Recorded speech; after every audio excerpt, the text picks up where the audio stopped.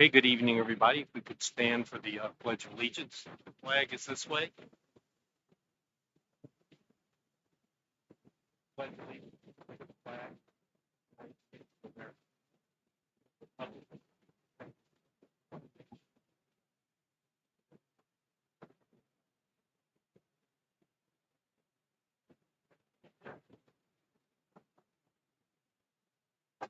Roll call, please. Mrs. Fryrick? Here. Mr. G? Here. Mr. Bosnell? Here. Mr. Robinson? Here. Mr. Sanders? Here. Mr. Strader? Mr. Sears? Here. Mr. Sullivan? Mr. Tillman? 9 members present. Thank you. Reminder to please silence your cell phones for the duration of the meeting. This will be the first opportunity for public comment. All comments and questions will be addressed to the president. Board staff members will not normally respond to comments and questions during the meeting unless recognized by the president. Comments will be limited to the discretion of the president, 5 minutes or less.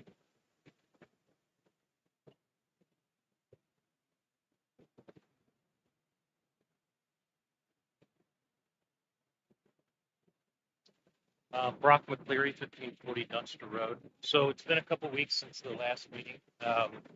There's been a noticeable uptick in talk about mental health, seemingly a admission of the crisis, and that is a very good, positive first step. But we want to make sure that this doesn't turn into lip service. And please understand why we have that level of skepticism. It's because you go back almost now a year when the social worker told you that half of the kids in the school were suffering mental illness or substance abuse. The actions that followed that were a doubling down on taking away of normalcy from these kids, which we now know was catastrophic. You did so in more austere manners than other districts were doing, and yet you had data that said that that was not working. Additionally, you had $1.3 million of federal relief funds that went towards budget deficit, not towards the mental health and substance abuse crisis. So now that you get another tranche of ESSER 3, $2 million plus, unfortunately, we're in a position where if you broke it, you bought it. Should the services be more widespread across the community? Sure, that should be a long-term goal. But in the short run, it is your responsibility to start to put federal money to work for the kids. So the financial unsustainability is not an argument that anyone's particularly interested in, because what is unsustainable is having half of these kids suffering the way they are. That's what's unsustainable. And so you need to start hiring on a contractual or short-term basis in order to get the resources into the buildings. You have to figure out the sustainability of this, and the school funding formula, sure, is a problem. But the problem is no white knight is going to ride through the door and fix that for you. So you got to deal with the finances as they are, not as you wish that they were. So in the way that you were able to do extraordinary things when you thought that kids were may be hurt by the pandemic, you need to now do extraordinary things to get these resources into these kids. You have more authority to do that than what was questionable authority to do some of the things that you did. So the American School Counselor Association and the Pennsylvania State Education Association both mandate one social worker for every 250 kids. You're at one for every 1,500 kids, so you've got a long way to go. But we're going to have to start working, because if you heard from Thursday night, you heard that at the middle school, the social workers were there. They had kids lined up like they were at a deli count to see them. Now, if that doesn't compel you to understand that more resources are needed in the building, then I just don't know what is going to do that. So we want to give you every opportunity in the next month to think about ways to reallocate the proposal as it's been laid out for that ESSER 3 money. Let's start getting substantially more social workers and psychologists into the building. We want you guys to give you every opportunity to do the right thing. But now kids and parents are watching, so the actions are now more important than ever. Listen, if the kids have to suffer, then it is okay for you to feel discomfort in trying to defend your position. And that's what a public education campaign that we are embarking on here is going to do. It's going to make you defend your decisions. Now, if your decisions are good, then we will be in praise of what you do to begin to solve this crisis. If you come up short, if you leave these kids hanging, if you're sitting on this money and it goes at budget deficit, then it is going to be uncomfortable. Other questions or comments?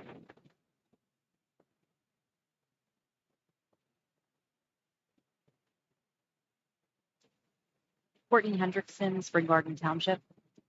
First, Mr. Posnow, I want to make you aware that as Mr. Robinson asserted so kindly in his op-ed, parents are fallible. To be fair, I think Mr. Robinson should have added that school board members, who don't work for us, mind you, are fallible too.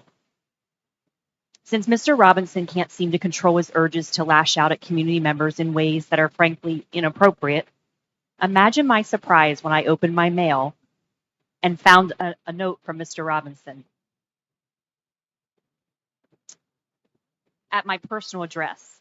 Imagine the surprise of my friends and my family as I shared that a school board member from Suburban, who I addressed in an email written to the school, not a personal email of Mr. Robinson, had sent a note to my home. In case anyone isn't aware, this isn't the first time Mr. Robinson has shown this kind of lapse in good judgment.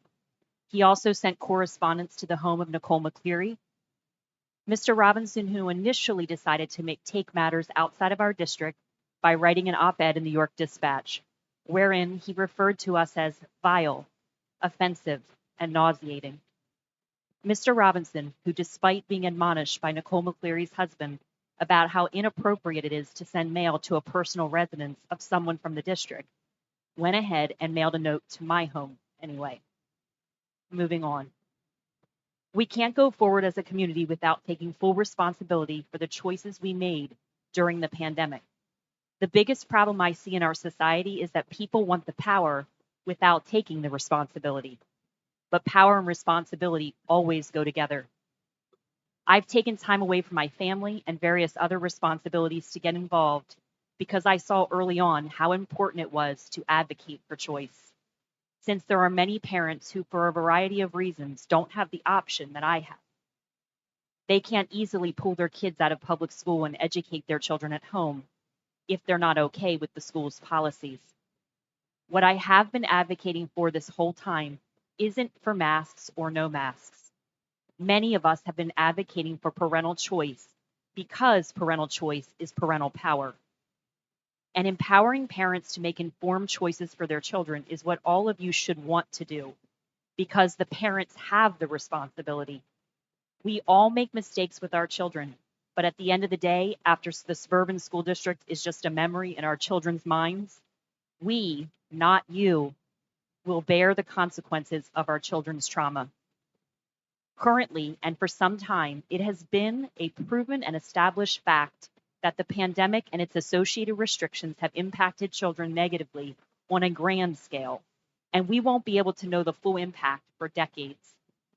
What is most baffling is that even after we heard Dr. Williams say that our students receive no health benefits from these restrictions, many of you continue to recommend them, sign petitions for them, and also voted for them at every turn. Why? That is what made us wonder if it was about the large amounts of COVID funding or control. It makes people think it is power or money that is driving your decisions. Why double down when a year ago the school social worker, Miranda King, was sounding the alarm and saying to all of you and us that 1 in 2 children in our district were really struggling? The problem is more than just a lack of resources to support our children. It's about how you refuse to change your position, even when the data didn't support your heavy-handed mandates. Excuse me. In a nutshell, no 2 children are alike, no 2 families are alike, and because you, as school board members, cannot possibly know what is best for each child, your responsibility is and was to support the rights of parents to decide, to empower them with education and information, but to remember, at the end of the day, it isn't you who takes responsibility for these children. Since the beginning of this pandemic, information has been evolving. Credible scientists have contradicted themselves and each other. There has sometimes been a thin line between fact and fiction, which is exactly why parents should have your support in following the advice of whichever sources they trust. Being able to hear a variety of perspectives and then deciding what makes sense to us is an integral part of living in a free society. 15 seconds. The reality is that we are not all in agreement. The reality is that each family has unique circumstances. The reality is that you don't know any of these children the way that their parents do. That's time. You don't have the responsibility that extends far beyond these walls. When authority is abused, That's time. trust please. is diminished. I ask that you make a motion tonight to remove those restrictions. Thank you.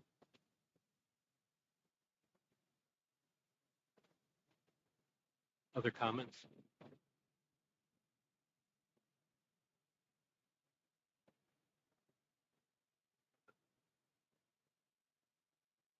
Hi, I'm Christy Atkinson, 1401 Broadway. I felt, I heard that there's going to be a little bit of talk of mental health tonight and felt compelled to come up as a past 6-year member of York Suburban Communities That Care and 2-year mobilizer of York Suburban Communities That Care. And while I see that the things have been difficult years, these past 2 years, of families and kids and working through COVID, we had been sounding the alarm long before that at YSCTC through the Pennsylvania Youth Survey. I just looked through some past, quickly, some past data before I came up here. In 2013, we realized that when York Suburban Communities That Care had first started, we were looking at drugs and alcohol and just healthy family living as the number one component of keeping families and kids safe. And as the years went on, and starting after 2010, we really saw a rise in mental health issues. In 2014, our fall newsletter addressed that specifically over growing concerns over the emotional, physical, and social wellness of our student body. And we had been talking about that and doing preventive programs for that. That the evidence-based programming that CTC did. In 2016 PACE data, it was reported that 21% of 10th graders had considered suicide in suburban, 1 in 5. And so I'm pointing this out only to say that mental health issues didn't start in 2020. Yes, they've gotten worse, and yes, families and all of us are working to struggle with, are working to curb that. And I'm glad some people are finally, talking about it, because yes, more help is needed.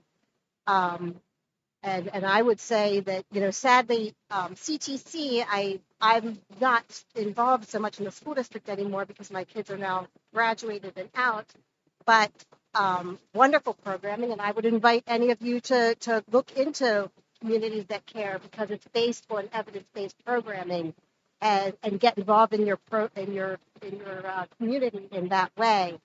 I know that certainly the school board has a due diligence and has been working. I know the social workers there, and they're working to try to implement what they can, but they are also working on education, which is their primary focus.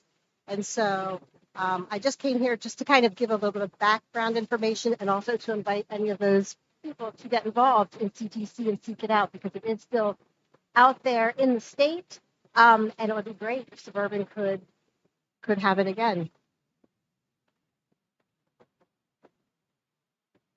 But you've already spoken. Please. No. No? Okay, well, understand what finally means. People say you're finally involved. When you turn this into a pandemic, in schools, You're speaking. Don't be surprised. You're speaking. Don't be surprised that people are finally involved. Then it's not. Kathy Schaefer, Spring Garden Township.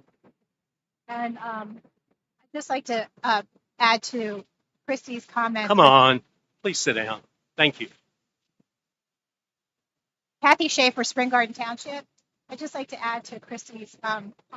I believe that there's also county CTC. So if for those who, this has become more evident to them, if there is not, if the urban CTC is not available to them. There's also a county CTC to become involved in, which I think Mr. Robinson went to be involved in, actually as the founding, one of the founding board members of both of this organization. Thank you.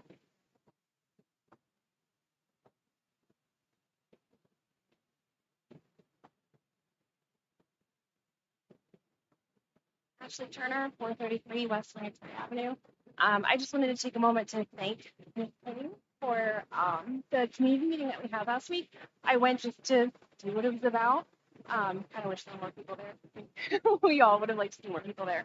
But my biggest takeaway from that night was when she talked about the goal for her in most cases is not to be the person for our students, but to help our students identify someone in their life to be that person, because she's one person.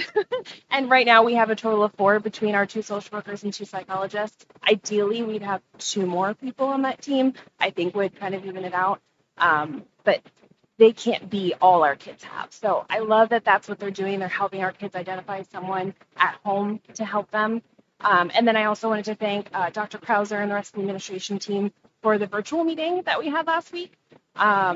It was a little rough, there were some hard questions, but I'm really looking forward to where that takes us. I myself can't really decide where I'm at with it, but I look forward to future meetings and talking that out with the board. Other comments?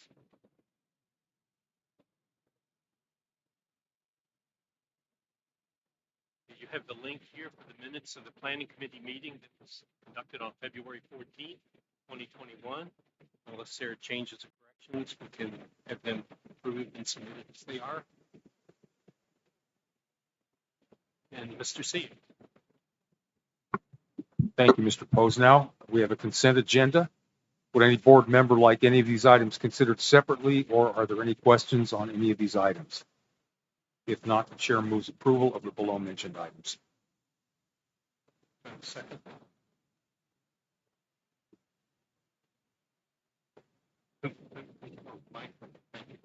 Questions or comments? This can be a unanimous roll call vote. This will be considered a unanimous roll call vote unless I hear votes to the contrary. Hearing none, motion passes.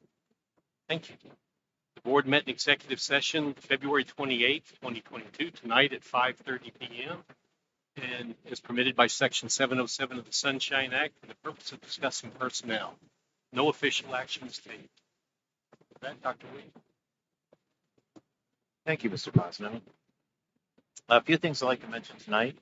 The middle school had an inspection last week from the Department of Agriculture, where some infractions were identified and rectified shortly thereafter.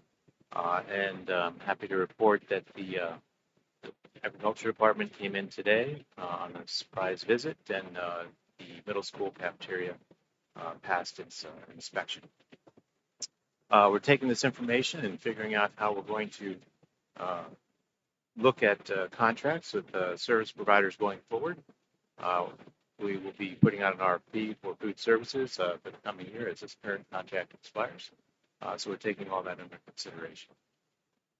Also like to mention that on Friday, I think Friday afternoon, the CDC lifted part of its order about conveyances, masks on conveyances. So if any of you have flown in airports and been to airports, you know you have a mask there. But that order also at that time extended to school district transportation. That has been lifted. So we sent the message out to families today to say that that has been lifted. Also like to mention that the governor's proposed budget, you may recall last year, the governor's proposed budget gave York Suburban a fair amount of additional monies based on the fair funding formula. One of our stakeholders mentioned that in his comments tonight, and he's accurate. The fair funding formula has not been implemented appropriately over time, and the proposed governor's budget would provide a 63% increase in our funding from the basic education funding. We don't expect that that'll end up being the final result. I don't think any of us here feel that that will end up being the final result. Realistically, it should be more than we received the prior year. To put that all into perspective, a 63% increase sounds like a lot of money, and it is. But when you factor that as a per pupil expenditure, in the written superintendent's report, I'll have a table in there that shows what the per pupil expenditure in the proposed budget provides for all the York County school districts on a per student basis. And that ranges anywhere from $1,866 per student, which is what York Suburban would be allotted, all the way up to $17,978 per student, which is what the city school district would receive. So even with a 63% proposed increase in basic education funding, York Suburban would still rank at the very bottom of the list in York County for schools for pupil allotment of funds from the basic education funding formula. To put that into more perspective, when you talk about what we spend on cyber charter tuition, roughly $15,000 per regular education student. So if we're getting $1,800 from the state, the rest of that gets made up by property tax and our other funds. So the vast majority of cyber charter tuition does not come from the state. It does not originate from the state, even though that's the narrative that many of the cyber charter schools want you to believe. The reality is something different. Also tonight we'll have a couple of presentations, one on future focused planning. It'll be a brief one. Dr. Krause has been doing a lot of work on this with this committee and have, as was mentioned by one of the commenters tonight, a public meeting, virtual, and there'll be a future one in April, on April 7th, in-person session for future focused planning, and there'll be more to follow that. So we'll have Dr. Krauser up tonight. And also the last thing I want to mention is that the Pennsylvania Youth Survey results preliminary results have been given to us. The official results will come in April, but we did not want to wait until April to share the results of that. The disadvantage of sharing the results of that right now is that we have no context for it. We don't have data about the county and the state and how our results compare to that. But nonetheless, I think it's important to lay out what our results are with that. So Mrs. Campbell will be doing a presentation on that tonight. So with no further ado, I think I'll turn it over to Mrs. Campbell for her PACE presentation.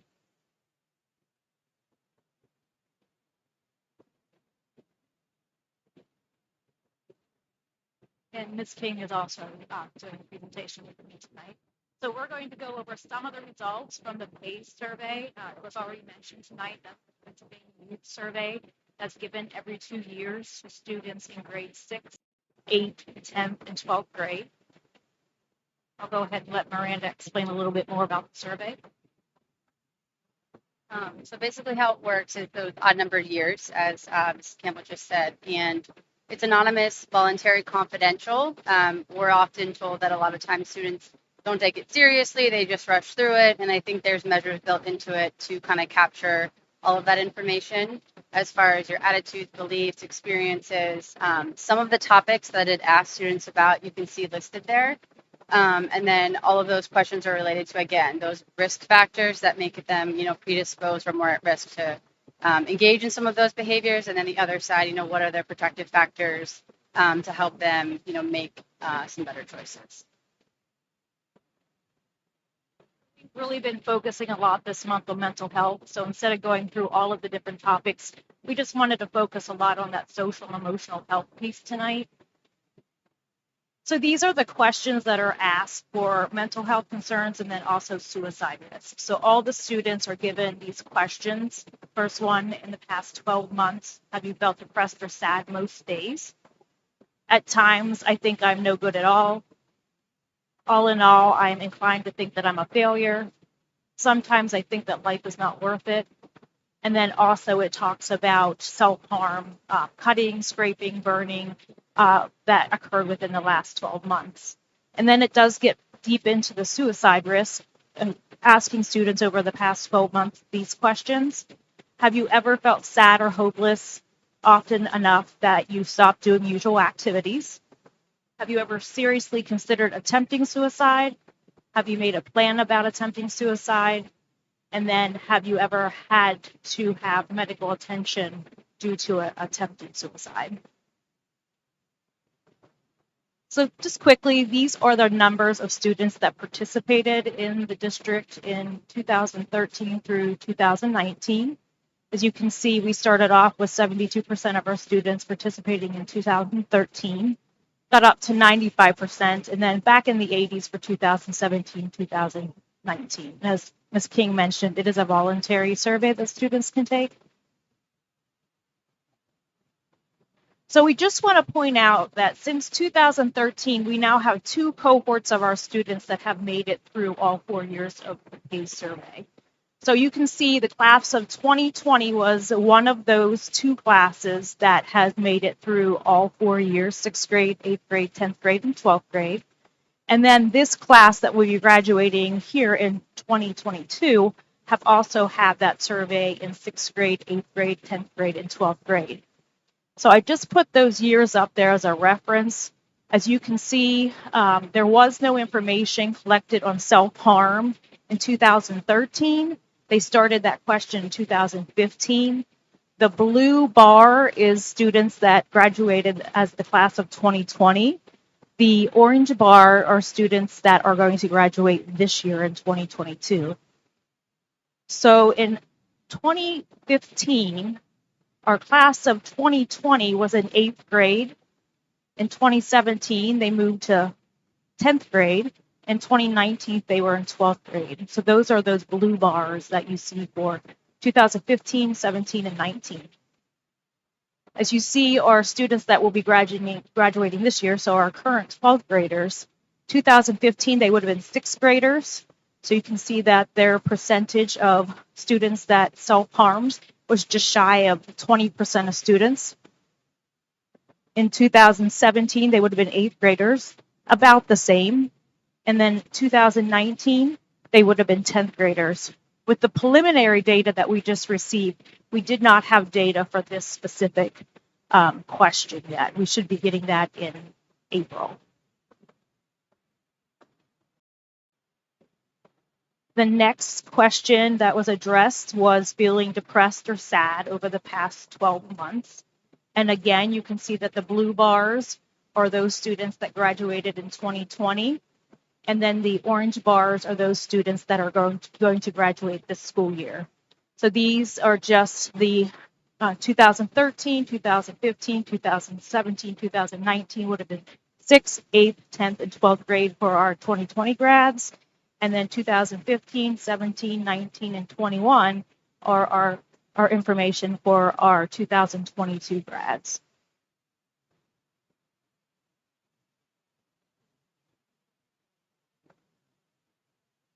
This is the data for the question that they just think life is not worth it at times. So you can see again there an increase as the years go on from 6th grade up to 12th grade.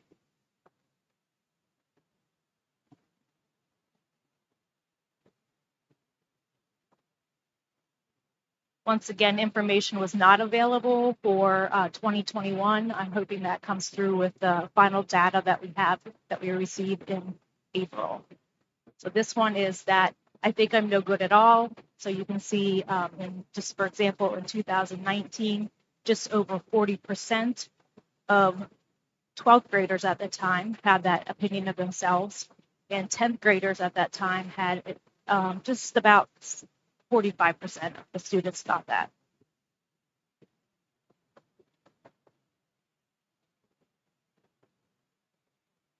And this is the information about students who consider themselves, all in all, think of themselves as a failure.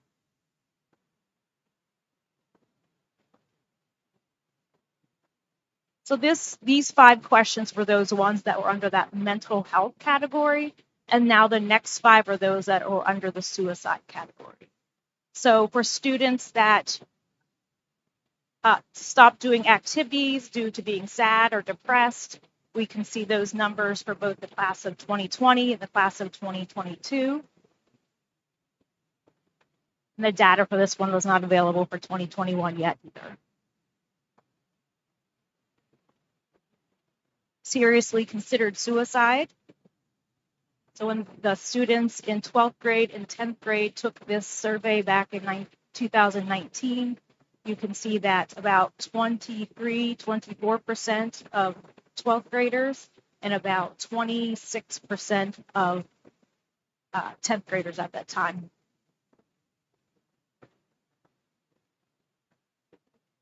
Planned suicides. You can see a dramatic increase there where students that of the 2022 class reporting compared to the 2020 class.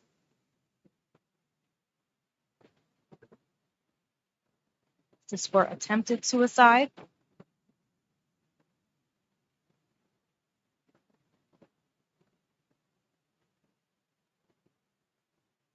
And this is the number of students that actually needed medical attention due to a suicide attempt.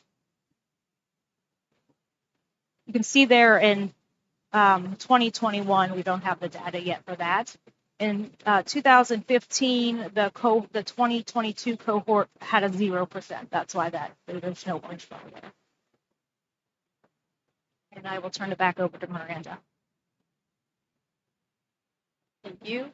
I'm going to get this question answered for you one way or another.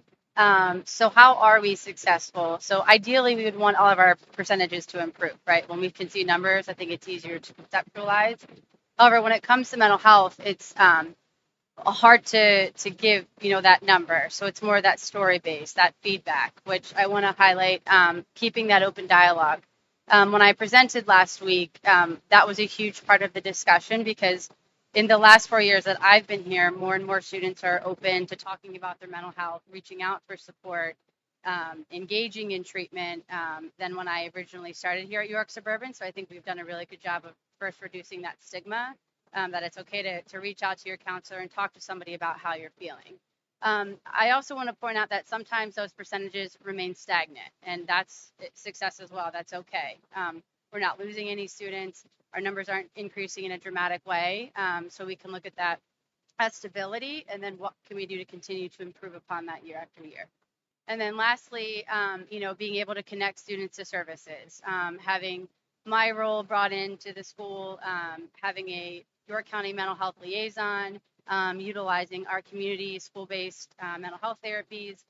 Those sorts of things continue to evolve as well. And we're kind of looking at what areas can we improve upon and what things are working well to provide our students those levels of support. And then one side kind of has those challenges, which I talked about when I was here a couple weeks ago to present, that we still have a very, very flawed mental health system. And by that, I mean those community supports that I might refer a student to for services, short staff, underpaid. So that's more of a systemic issue that no matter what we do here, that area has to continue to improve. And you can do that by community advocacy, lobbying, talking to your politicians to increase funding and allocate funding to those levels of services. Provider shortage, our school-based mental health liaison is a wonderful resource to utilize. It's free. However, since I've been in this role, I've had 3 different case managers come through our district because they can't keep providers or people in those positions because they barely make a livable wage to support a entire household.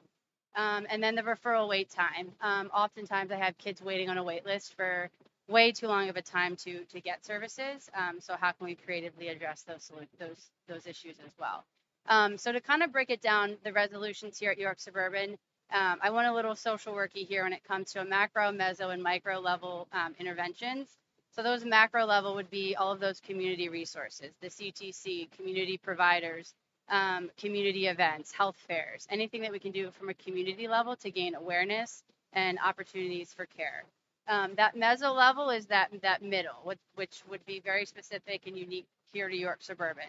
Hiring a social worker, piloting a Hope Squad, utilizing Avidum programs, having our PCBH as our school-based mental health provider, hiring more staff, all of those things. And then our micro level are those individual student needs that we're addressing, whether it be through an IEP, check-ins with me, counselors, any additional accommodation to ensure a student is safe while they're within the walls of our school buildings. I have included all the reports we have here from 2015 The 2021 is just our preliminary data that we received, but we would love to come back and talk a little bit more about that in April when we have more of a deep dive into that. Also, I just wanted to reiterate something that Miranda said. When we get increased referrals or increased percentages of students with mental health reporting mental health issues, it's not necessarily a negative thing, because what we're really seeing, yes, we do have students that are suffering more from mental health issues, but we also have an increase of students letting us know, making us aware that there are issues and that they are suffering and they do need help. So even though those numbers are going up, we can also see that we're making an impact to take that negative stigma away from students, that it's okay to reach out and ask for help. It's okay to go to your guidance counselor. It's okay to go to a social worker and ask for help. It's okay to tell your parents that you're struggling. So we want to really continue to preach the message of open communication with our students so they do have someone in the school system to come to and talk about those issues. Any questions? Yes, thank you very much. First of all, are the survey questions yes, no? I'm just curious to know what the structure is. For example, if you're referring to the percentage of kids who have suicidal ideation, is that a yes, no? I believe yes, they are yes, no questions. Right. Once the results are in, these percentages are shocking, as they have been every time you've presented these results. The only way to unpack that, I guess, is for the kids to talk to you. So I'm curious to know if there are themes that you could share with us that might provide some insight into the specifics of the students' concerns or the root causes, so that it's more than just a yes, no sort of appraisal. Yeah. If you look at the traditional view of what a typical student looks like, it has changed drastically year after year after year. And by that, I mean, coming to school with the expectation to get the perfect grade and be involved in every club and organization and sports and music and band. Kind of the last time I gave that presentation on Thursday about this fear of missing out, I think students are craving and finding things, people, places, and things to feel their worth and value. And we have to do a better job as a system of finding that internal, that core character that makes them tick and feel worth and value, and not all of those other things. I think it's also important that we shift the dialogue and talk about suicide in a very open and honest way, so that a student has that safe space to come up and say, yes, Ms. King, I've thought about this, or I have a plan, or this is how I'm feeling, without a fear of stigma, judgment, any sorts of those things to prevent them from having open, honest dialogue from the very beginning. Yeah, so I also do some Get Real sessions, and when we get the final data for 2021, I am going to make another video for all of you, like I did the last several years, where I have students providing the feedback, giving you the answers, those real tough questions, the ones that feel comfortable to answer, to present that data in a way that's a little bit more understandable at the question that you're asking. Yeah, I think what I hear are themes that, for example, involve things that we actually do within the school district, maybe unconsciously, to set expectations and put additional pressure on kids that we're not even aware of. There have to be other sources of distress outside the school district. Mm-hmm. And for us to be able to attack any kind of a problem, we have to know what the problem is. Yeah. Not just what the switch is. Yep. Yes, I'm having this feeling, or yeah, I mean, I'm not trying to complicate this, but I'm very concerned that we can look at statistics which are kind of cold and meaningless and move on and say, well, they didn't change much from 1 year. But a 40% level of suicidal ideation, if that was the number, is shocking. Right, and our demographics have changed from a community holistically. Our poverty levels continue to increase. Our families that are food insecure continue to increase. Our families that don't have safe, supportive housing, that are living doubled up or in a car or shelter, have increased. The volume of students that have been referred to children and youth services have increased. So when you look at the whole system as a whole, some of those ripple effects that come down, that's kind of what I was getting about. The role of a student and family has shifted dramatically. And if we aren't able, and we're working on it through the Impact Foundation, providing services within our building to improve the basic needs of a household, of a family. Once we get to that part of it, to ensure they have a stable income, they have stable housing, and they can have food in their belly every day, we can then start to unpack some of those other mental health and that instability. All individuals need their basic needs met to be able to have the opportunity to thrive at the level they're able to thrive. I think it's also important to understand that we have to meet them where we're at. You know, we're going to have families that live in systemic poverty. It's the normal. It's their way of life. It's always been their way of life. And it can take years and years and years for the family to recognize that, hey, we can step up a little bit on that ladder to holistically help mind, body, spirit, mental health, physical health, all of those things. I understand that. I'm again looking at the numbers, and I'm hoping that what you're telling us is not that 40 or 50% of our student body lives like that.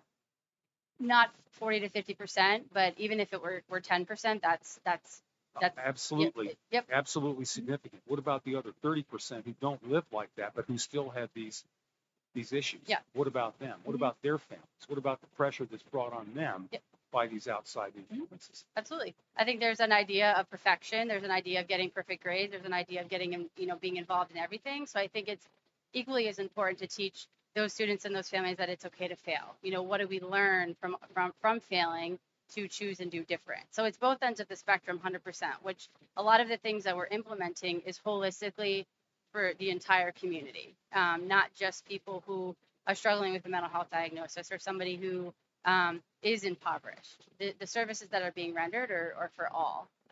And the more we keep, like I said, talking about it and reaching out, the more we'll be able to unpack those underlying issues and causes that you're asking about. It takes a lot for a student to talk and be open and say, I want to die. It's difficult, I think, for people to engage and open that conversation when they don't know what to do with that statement after it's made. It takes a while to kind of get to that level of why they're feeling how they're feeling and to break the walls down. The number of reasons kids come to see me are never really the issue. It's always, I missed a class, or I got a bad grade, or my boyfriend broke up with me. There's always something much more, a little bit deeper, but you have to build that relationship and rapport to really start to understand. In those 4 years, I think we have made tremendous progress. But mental illness and worth and value, it's a very tricky topic because it's so very individualized and within some of those family units, how they function. I think there is a myth about mental health, and that if you're from an affluent family, that you have food in your belly and you have two parents that live at home, that you're not going to have mental health issues. That's just not the case for students. There's so many different factors that go into that to answer that question you had, Mr. Sears. Some things that would bother one student would be nothing to another student. Some things that would really impact a student to the means that they want to commit suicide or they want to self-harm would mean nothing to another student in that situation. So I think it's really important, like Miranda said, is to build those relationships to understand the students. So when we do see that change in students' behaviors, a switch goes off and we're like, they're not acting like they did last year, or they're not acting like they did a couple months ago.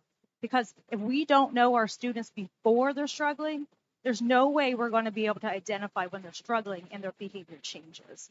So I think those relationships that we build with students are so important to understand what is going to make them change their behaviors. And once those behaviors change, what are we doing about it? Are we just sitting back and watching? Are we contacting families? Are we putting plans in place that we can help students before they get to this point? That's what we're hoping to do. And I don't know if you remember back in, I think it's 2018 when I first started, we did the ACEs, so the Adverse Childhood Experience for all of those 7th graders who would now be, what, our seniors? Yes, see, math was not my forte. Their top 3 ACEs that were most identified were number 1, divorce and separation. Number 2, a parent that was incarcerated. And number 3 was they didn't feel like they were loved, that they mattered. So some of those things I think we're still continuing to see in that data as we slowly start to unpack those issues within our community.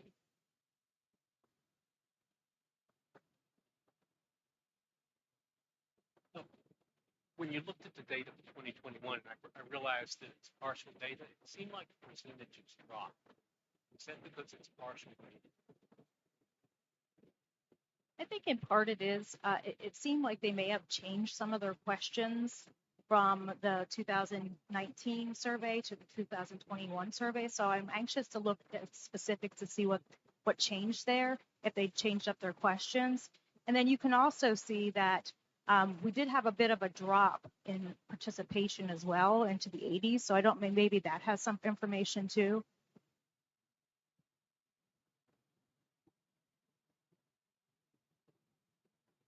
Thank you. Thank you very much. Dr. Krauser, future focus plan.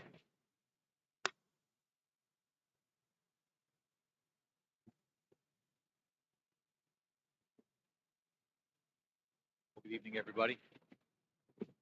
Provide a quick overview and recap of our meeting last week. So just a shout out to those of you that could join us. So I'm just going to provide an overview of that meeting.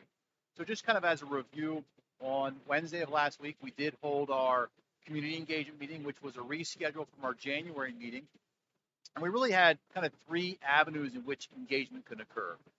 We did send a registration opportunity out for individuals in the community to pre-register and join the meeting via Zoom, which would allow them to interact and ask questions. We also streamed the presentation live via Zoom, so people were watching it via live Zoom, as well as that Zoom is also posted on our site so people can kind of go back and watch the Zoom. And lastly, as always, there is interactivity that was occurring in the chat room. And then we did have some individuals, 4 in particular, that provided a written follow-up either to myself or another member of the panel that we could respond to. So just kind of a quick trip down what that presentation did. We took a general review and a journey that all of you have been in multiple times, but that process really hit those 3 guiding questions. How are we addressing our educational programs for the future? How are we addressing the projected enrollments? And how are we best addressing our aging facilities in a fiscally responsible way? And we took the participants that were in that meeting through that journey of how that process unfolded. And of course, it took us to our administrative recommendation, and we have reviewed that as the overall best option to meet the guiding questions and the principles selected. And then we ended with a Q&A, a question and answer segment. And a lot of great questions were coming up, but we really pulled 3 important themes. And these same 3 themes have come up in questions. They are a general theme that we're seeing in our FAQ section, and they're built on why each building was selected for its recommended use, meaning why did we choose Yorkshire, for example, to be the district administration office and our early learning center.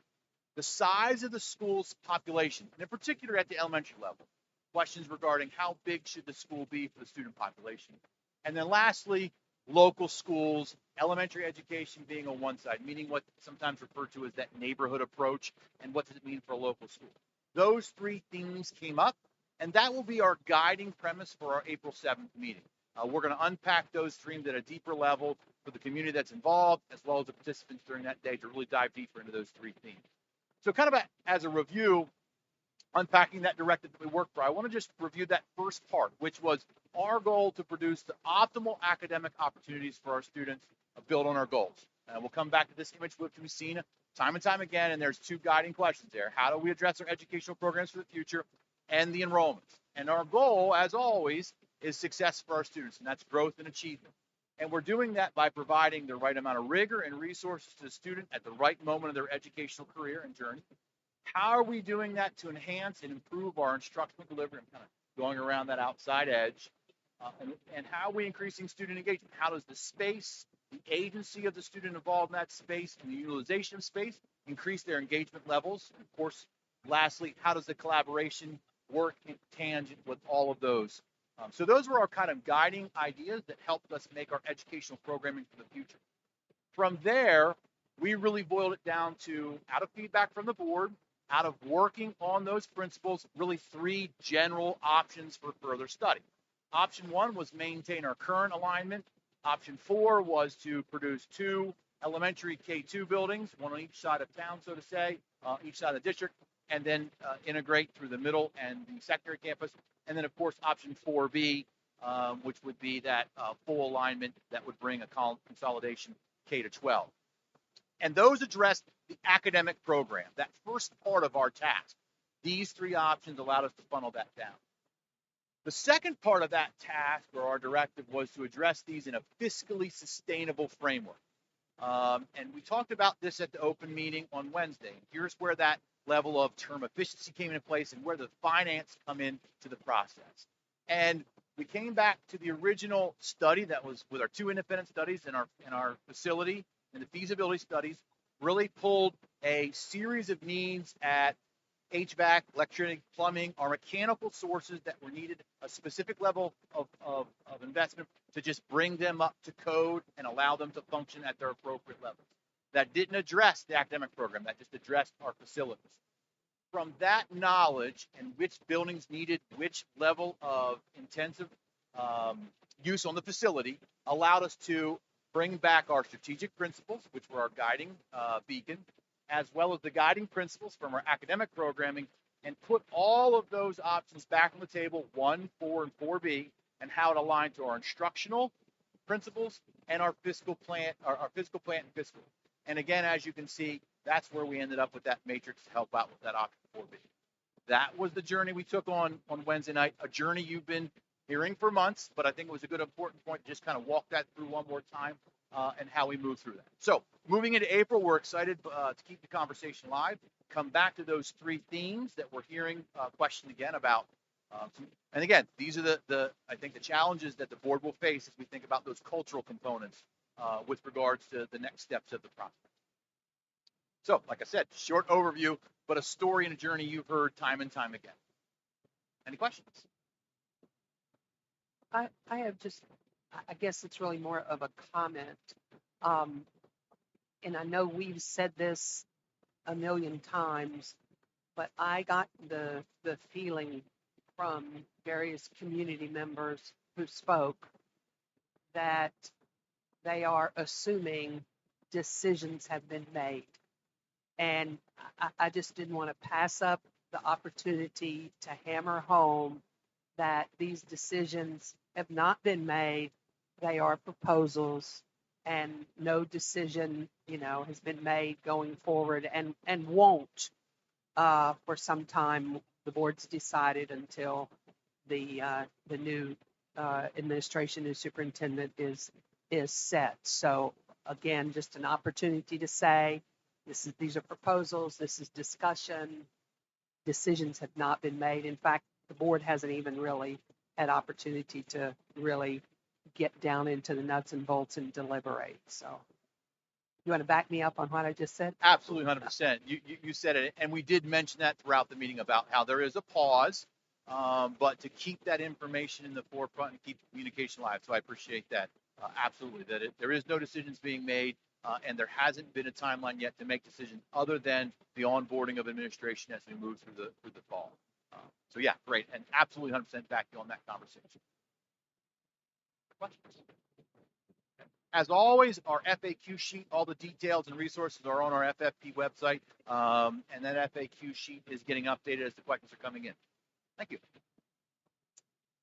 Thank you, Dr. Krauser. I have two more items. The next one is the administration recommends board approval of the proposed 2022-23 school calendar. Second. Thank you. Questions or comments? I had a question that community member brought to me, and I didn't know how to answer it, and thought maybe Dr. Ketterman might be able to address this. The reason that we're starting later and therefore getting out later, I don't know if somebody could address that, if there was a specific reason as to why. The thought was it's a day and a half after Memorial Day that, kids are coming back, and why are we starting later? Again, if somebody just wanted to address that.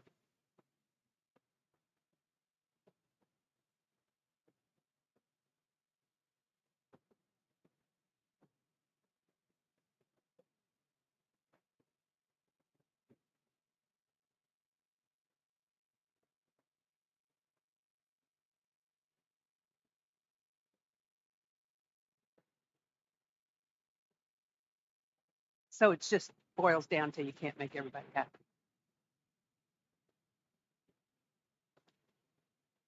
Other questions, comments? I think this can be a unanimous roll call vote.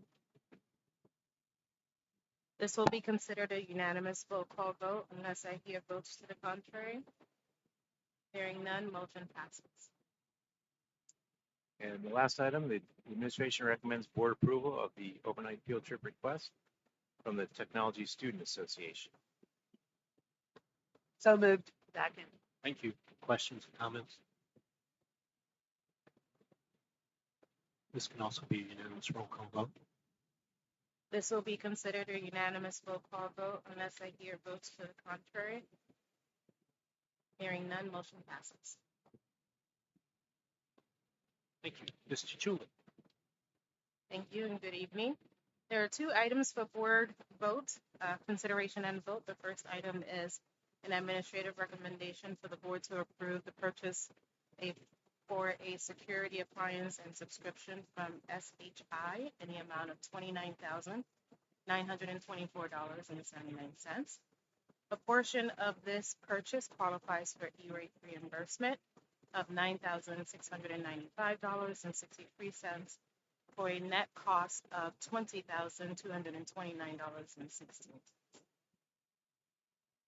Have a motion? Second. Second. Thank you. Questions or comments? Comment. I'd like to thank Mr. Henry for the work that he's done to analyze, research this situation. Cyber threats are real, and some school districts around the Commonwealth have been dramatically affected by cyber attacks. This is probably, according to what research he's done, the best solution for our district. And I want to thank him personally for that work and for the fine explanation he made to the board. Thank you. Other questions or comments? This could be a unanimous roll call vote.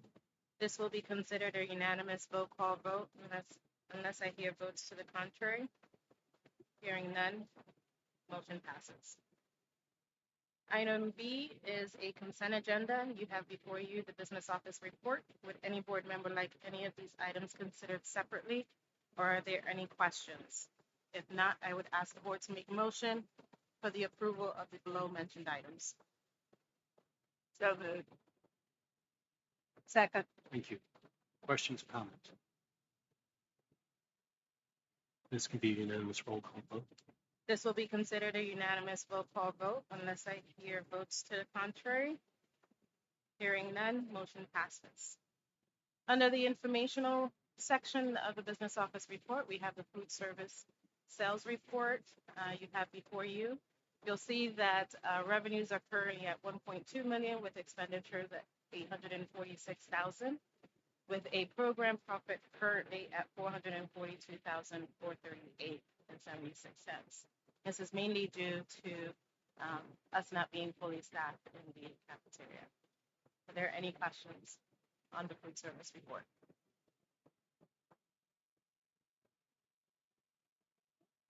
The second item under the business office informational report is the 22-23 governor's budget proposal, and Ms. Fry is going to provide us with an overview.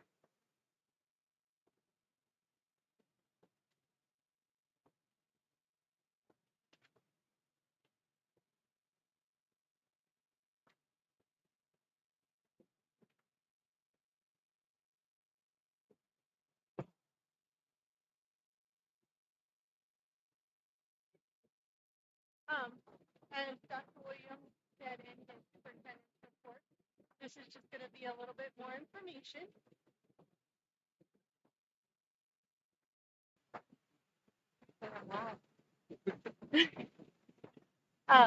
The proposed K-12 educational funding is the $1.25 billion in basic education funding, $300 million for the Level Up supplemental, which is 100 schools, which I will go into more detail in further slides, $200 million in special education, $16 million in public transportation, $170 million in pension reimbursement.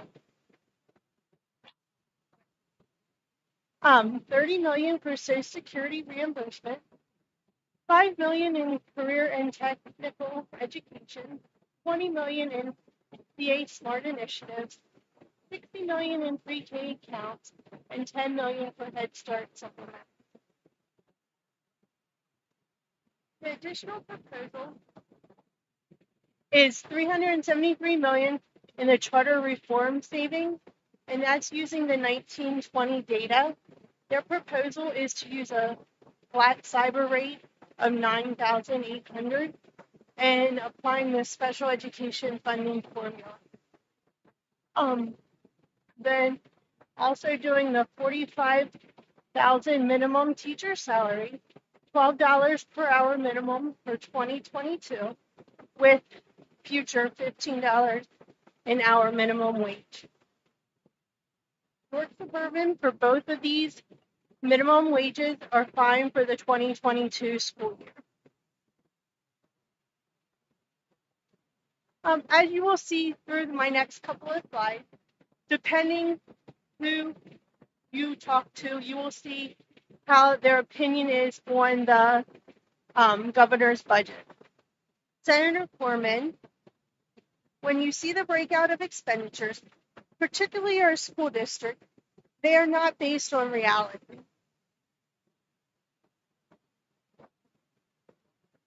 Republican Stan Saylor says the governor's massive spending spree proposed today will squander the entirety of our reserves and leave the next governor with massive budget deficits with no reserves to combat it, and would guarantee the need to raise taxes.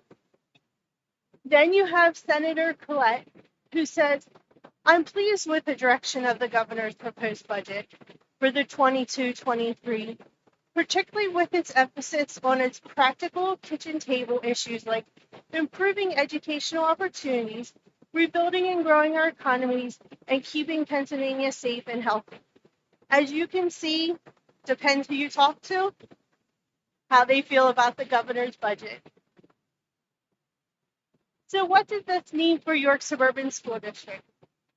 For the $1.25 billion, it's new money, not federal stimulus. It'll run through the formula. It's 2014-15 basis. Year remains. So our estimated increase is $2,156,000. As Dr. Williams said, 63.03% increase, which that comes out to $724.95 additional allocation per student. Again, remember, this is just an estimate, and the General Assembly must pass the budget by June 30th of 2022. As you will see, this is the basic education funding history, and you will see there has been some highs and lows as we move through the years. If you focus on the 2015-2016 school year, that is when the new BEF formula took place. And as Dr. Williams pointed out, 21-22, we did have the largest investment, and that was $578,320. And the York County BEF comparison, we are currently allocated to get the proposed per pupil allocation of $1,866.31. York City, on the other hand, gets $17,978.21. And the other districts kind of fall in between there, depending on their allocation.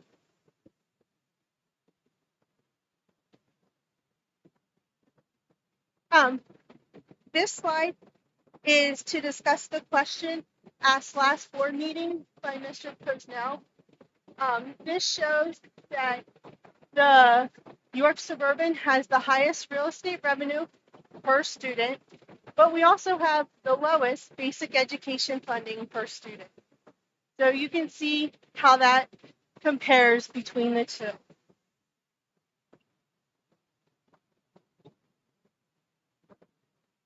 So for special education funding, what does that mean for York Suburban School District? It's new money, again, not from federal stimulus. It'll run through the formula. It'll have the 2015-16 basis year remains, and we have an estimated increase of $240,193, or 17.6% increase. That's an increase of $477.44 per student. Again, it's just an estimate, and we have to wait for the calculation to know what the new money will be.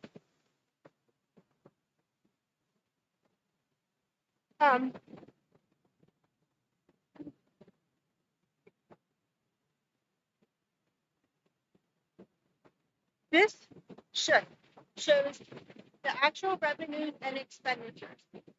I did a comparison between 1819 and 1920 to show how it's not keeping up revenues with expenditures.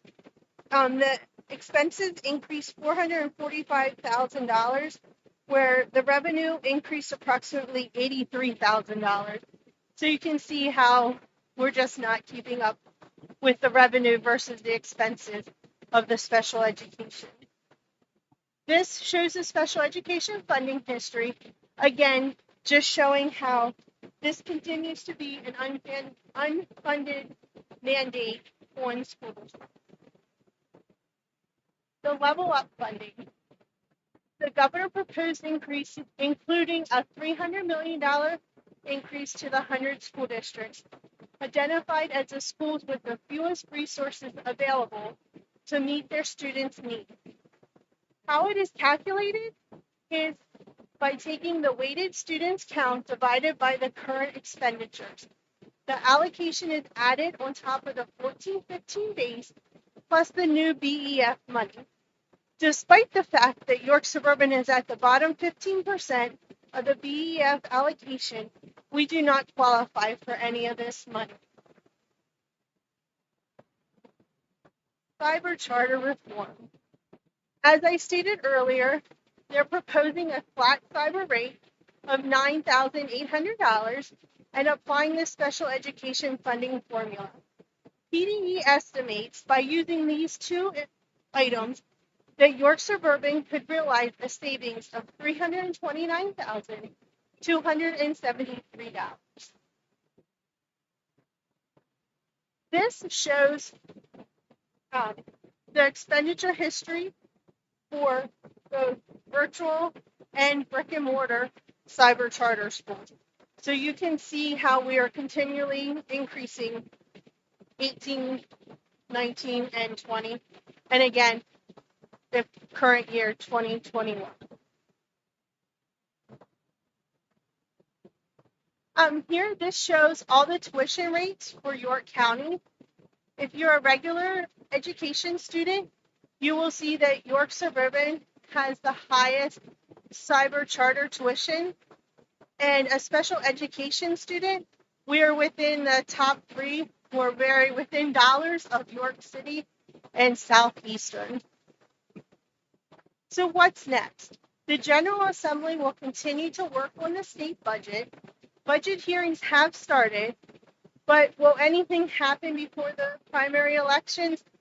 That's yet to be seen. The administration at York Suburban does not recommend incorporating the governor's proposal into the 22-23 budget development. And the Property and Finance Committee meeting on March 7th will be to discuss the board's desire to increase taxes and use of the fund balance. And the administration will continue to refine the budget and update the board through the process. Any questions?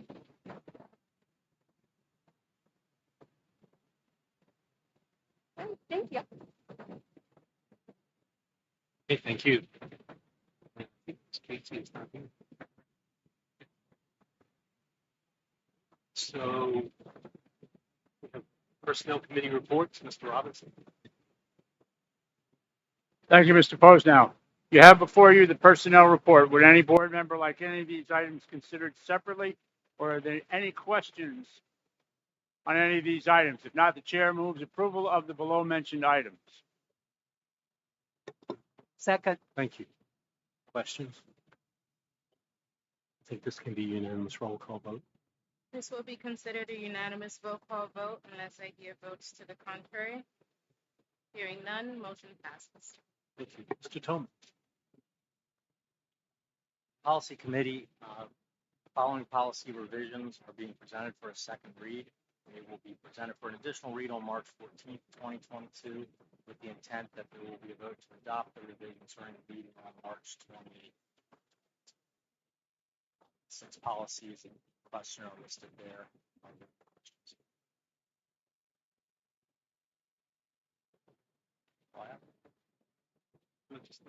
It's Mr. Robinson. Thank you, Mr. Posnell.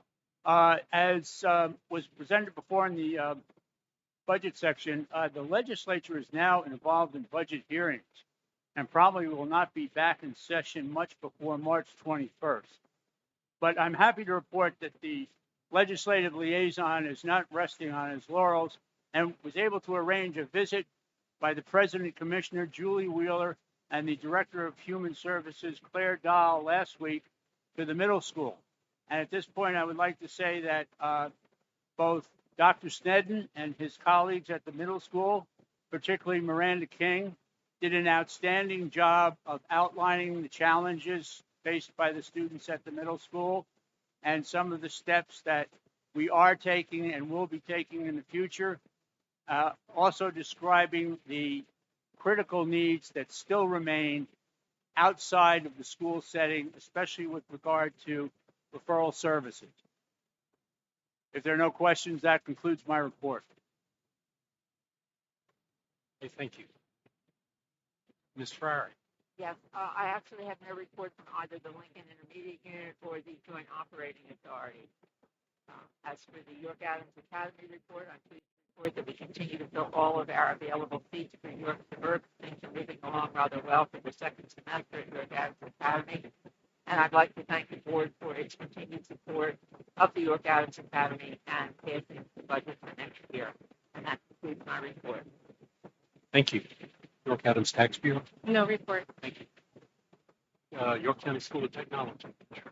Yes, I'd just like to share that the county basketball tournament was held and then in the new field house at York County School of Technology, as was hoped. They were a little unsure if that was going to be able to happen this year, and the first year that they've had the new gym, the field house they're calling it. And by all accounts, it was a roaring success. Apparently, there were close to 2,000 people there for the finals of the boys' game, and it was just a beautiful opportunity for the whole county to use this facility. In fact, one of the members of the JOC the other night at our most recent meeting shared that that he wanted to consider that facility as being part of all the 14 member school districts. And I just wanted to share with you guys that that is the way that the School of Technology is looking at that facility, as it was paid for with our tax dollars. And that concludes my report on the School of Technology. But while I have the microphone, and since Casey isn't here, I wanted to sing the praises of a couple of our winter sports teams. The girls swim team won their division. Since their coach happens to be here, just to take my hat off to them and tell them congratulations. And another sports team that, at least in my view, is sort of unsung is the wrestling team. They've had a great season. They had 8 wrestlers that advanced to the sectional finals or the consolation semifinals a couple of weeks ago. And 6 of those advanced to the district championship over this past weekend. I just always think that anytime an athlete is still competing by the time the district tournament rolls around, they've had a great season, and I wanted to say congratulations to that team. And specifically, there were 2 wrestlers who really reached a huge milestone. Noah Rice and Zach Emery achieved each of them achieved their 100th win, and they are one of only 4 wrestlers prior to their accomplishment who had achieved 100 wins in York Suburban history, and that's quite a milestone. And I just wanted to again say congratulations to both of those young men and to the wrestling coaching staff. Thank you. Thank you. You have a link here for upcoming events as well as the board and meeting committee schedule. And I'd like to take this opportunity to thank all the people that came and sat with us tonight at this meeting. And this will be your last opportunity for public comment.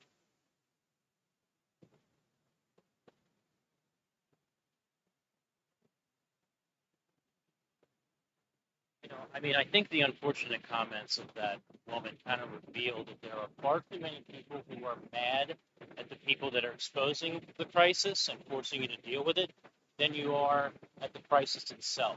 And if you're one of those people, it's time to look in the mirror, reflect, and say, we all got to get on board with this.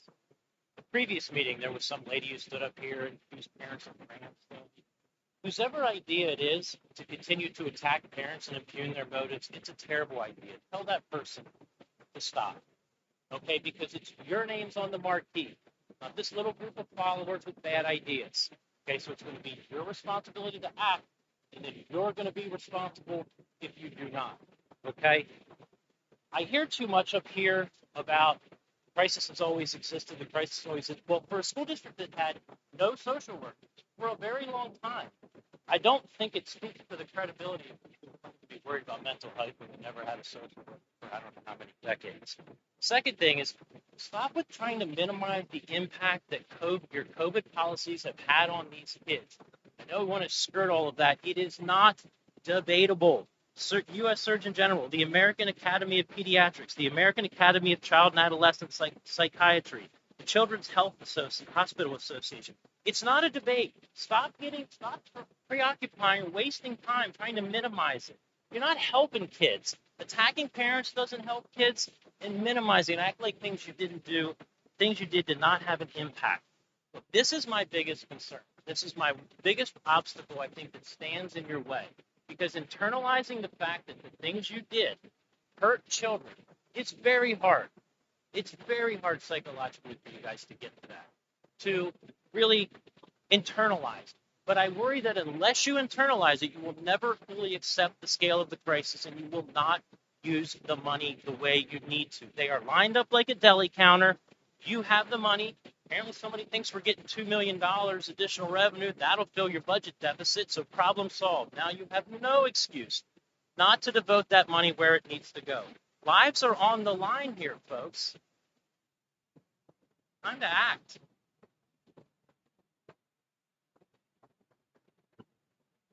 Other comments?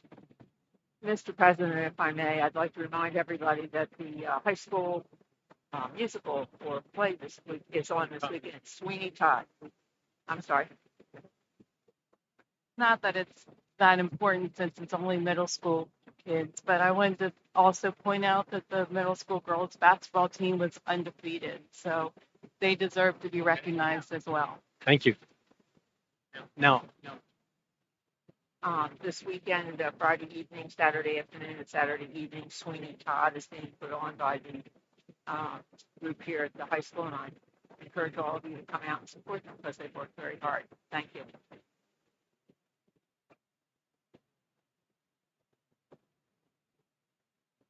Hello, Ryan Emerson. I wanted to talk about the future focused learning. I got to attend the Wednesday meeting last week. I really appreciate the board doing that.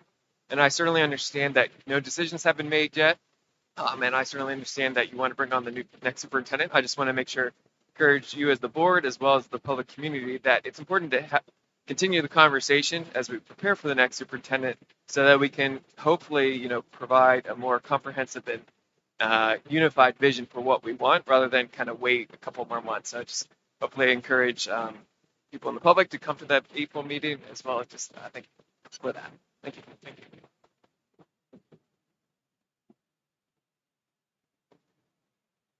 With that, I